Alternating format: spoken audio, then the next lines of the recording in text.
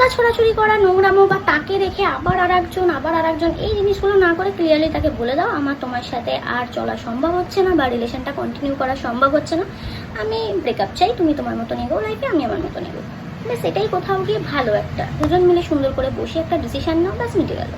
তা না কাদা ছোড়াছুড়ি করা বা একে রেখে আমি আরও অন্যজন এই জিনিসগুলো খুবই খারাপ লাগে। আমার পার্সোনালি এটাই মনে হয়, যেই সম্পর্কে তোমার মনে হচ্ছে সামনের মানুষটা কোথাও গিয়ে সঠিক নয় বা তোমার সাথে ফ্ল্যাটবাজি টাইপের কিছু করছে, তো আমার মনে হয় নিঃশব্দে সেখান থেকে তুমি বেরিয়ে যাও। সে যদি নেক্সট টাইম কখনো তোমাকে কোয়েশ্চেন করে, তুমি তাকে বলো যে তুমি এই ধরনের জিনিসগুলো করেছো, এটা আমার সহ্য করা সম্ভব নয় আমার পক্ষে, তাই আমি তোমার সাথে রিলেশন ব্রেক করেছি, দ্যাটস ইট।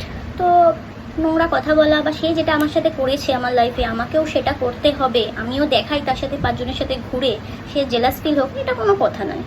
তুমি যদি সিরিয়াস হয়ে থাকো বা তুমি যদি জীবনে ভাবো সিরিয়াস আমার লাইফ পার্টনার একটা দরকার আছে, তুমি তাহলে সিরিয়াসলি কাউকে খুঁজে নাও।